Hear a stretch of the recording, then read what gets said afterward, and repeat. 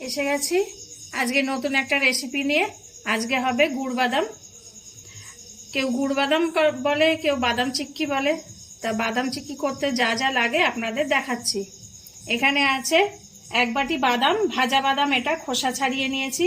এখানে আছে 1 বাটি গুড়, আর এখানে আছে অল্প ঘি। এতটা ঘি লাগবে না, তো আমি নিয়েছি। কড়াই গরম আছে, এবার আমি গুড়টা ঢেলে দেব।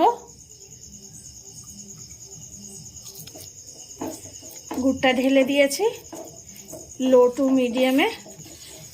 এই গুড়টাকে নাড়াচাড়া করব, বেশি জোরে ফ্লেম দেবো না, তাহলে গুড়টা পুড়ে যাবে। গুড়টা গলে গেছে। গুড়টা এখন জাল দিয়ে যখন ভালো করে ফুটে উঠবে তখন বাদাম দেব। তার আগে গুড় চেক করে নেবো মাঝে মধ্যে। এটা এখন জাল দেব। গুড়টা ফুটে উঠেছে, এখনো ভালো করে হয়নি, গুড়টা আরও জাল দেওয়া হবে। এই সময় আমি একটু ঘি দিয়ে দেব। এর মধ্যে 1 চামচ ঘি দিয়ে দিলাম।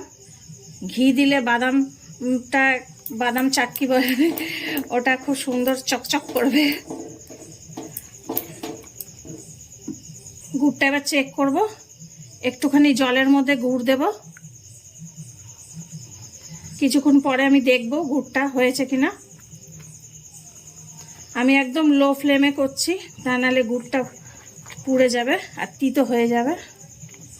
আর ঘিটা দিয়েছি, ঘিটা দিলে গুড় বাদামটা দেখতে একটু চকচকে করে।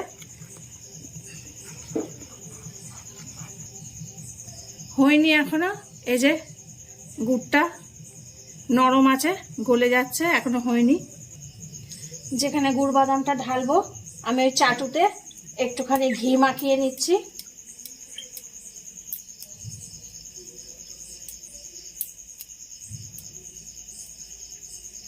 ঘি মাখিয়ে নিলাম এটাতে।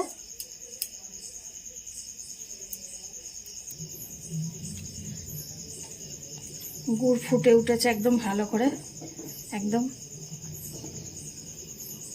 বুড়বুড়ি হয়ে গিয়েছে, যাকে বলে সেই বাবলস। ভালো করে এটা এখন জাল দেব আমি আরো।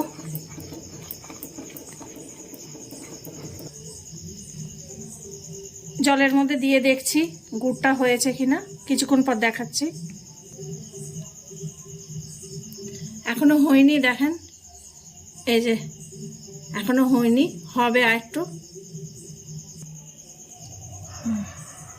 আবার গুড় আমি দিচ্ছি জলে, হয়েছে নাকি চেক করার জন্য।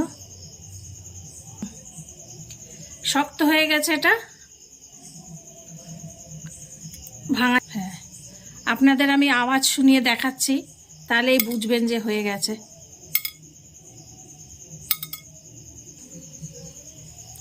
এবার বাদাম ঢেলে দেব।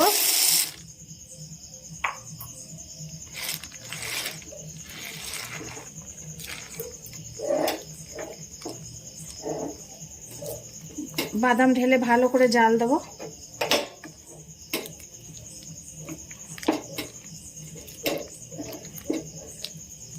একদম লোতে রেখেছি আমি।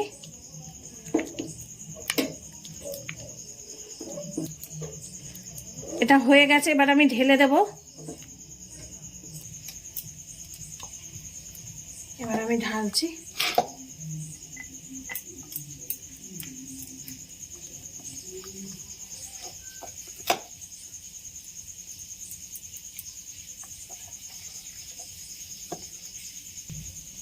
এটাকে এরকম চারিদিকে ছড়িয়ে দেব।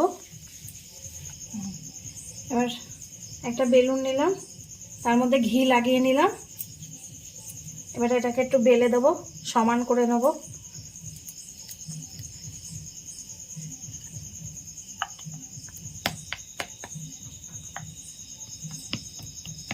চারিদিকে এরকম করে বেলে নিয়ে সমান করে নেব।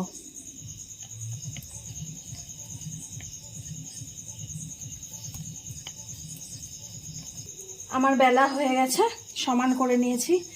এবার আমি লাইন লাইন করে কাট বসিয়ে নেব, যাতে পরে আমার কাটতে সুবিধা হয়।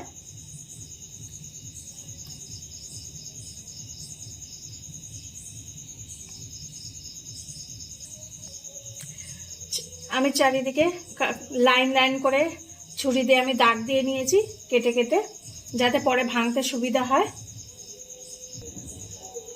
হয়ে গেছে গুড় বাদাম, মোটা মোটা পিস করেছি। আসলে আমার বেলুন চাকতিটা ছোট তো, এই জন্য বেশি বেলা যায়নি, মোটা মোটা হয়েছে। কিন্তু আপনাদের দেখাচ্ছি শক্ত হয়েছে কিরকম, আওয়াজ শুনে বুঝতে পারছেন।